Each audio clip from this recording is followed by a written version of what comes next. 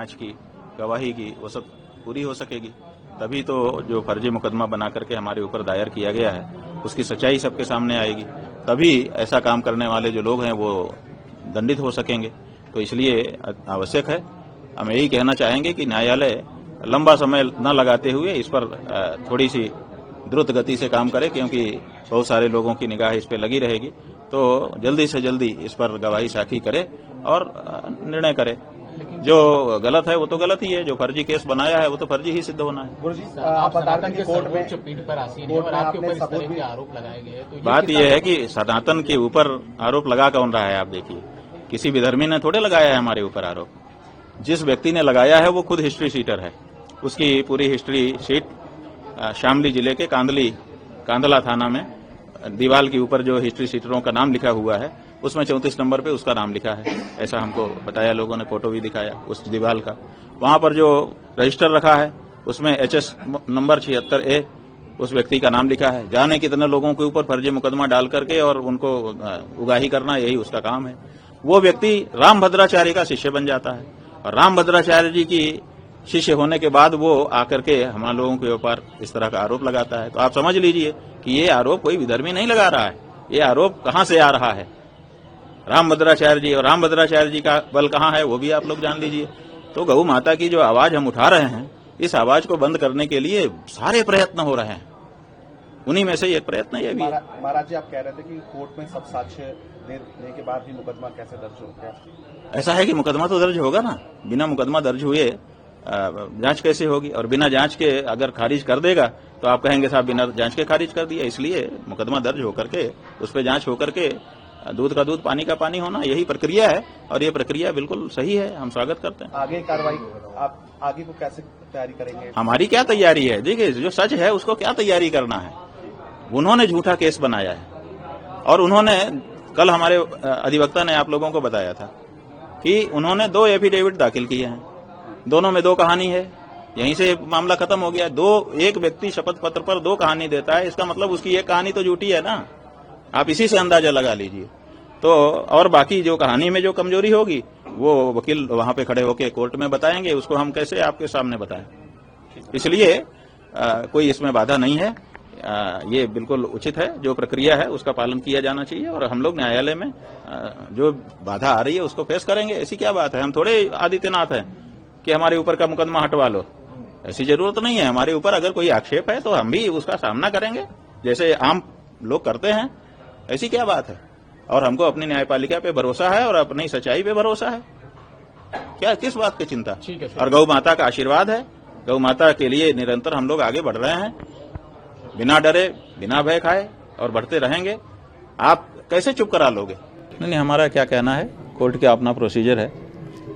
Court के procedure के अनुसार जो शिकायत आई है उसका निस्तारण करने के लिए उसको दर्ज कर लिया होगा। दर्ज करने के बाद क्या करेंगे? जांच करेंगे, गवाही साखी लेंगे, यही न्यायालय की प्रक्रिया होती है।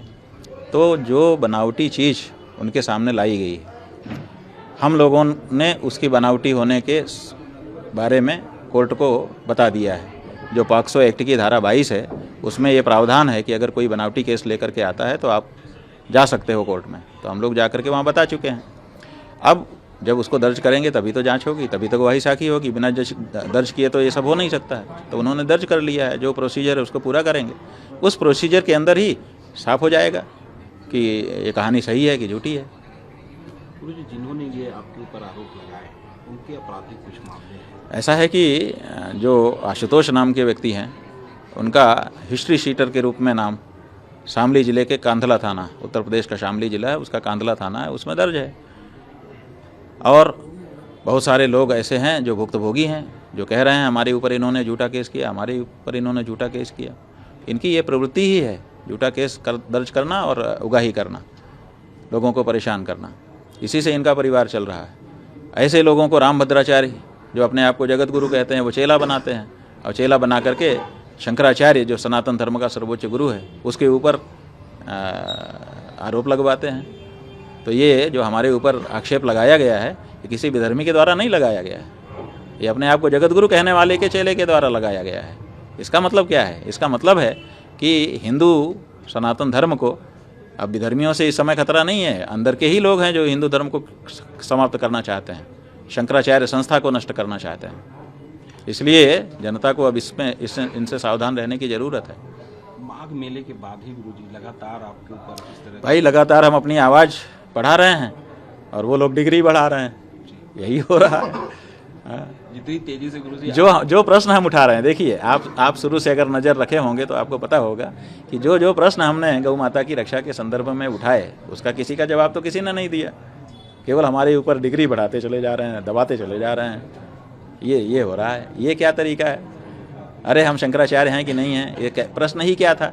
अगर हम शंकराचार्य नहीं भी हैं, सन्यासी हैं, सन्यासी भी नहीं हैं, भारत के नागरिक तो हैं, क्या भारत के नागरिक को, एक हिंदू को गौ माता की रक्षा की आवाज़ नहीं उठाना चाहिए?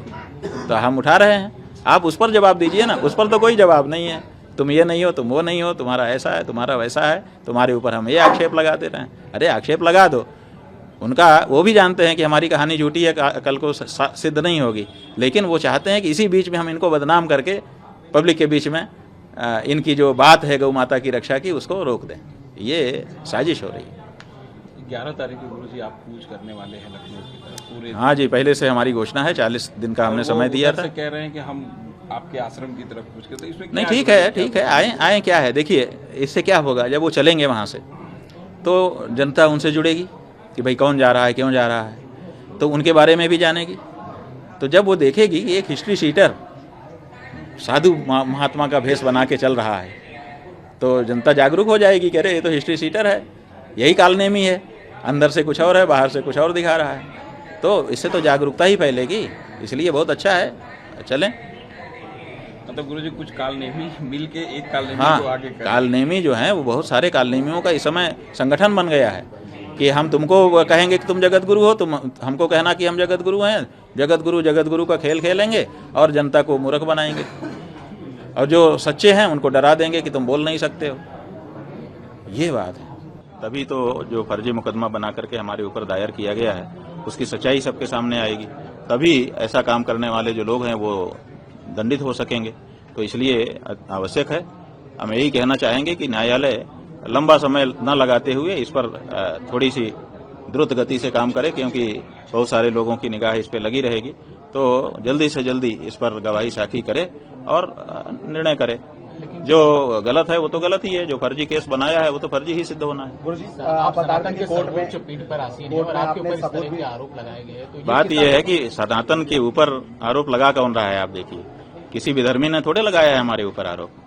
जिस व्यक्ति ने लगाया है वो खुद हिस्ट्री शीटर है, उसकी पूरी हिस्ट्री शीट शामली जिले के कांदला थाना में दीवाल के ऊपर जो हिस्ट्री शीटरों का नाम लिखा हुआ है उसमें 34 नंबर पे उसका नाम लिखा है।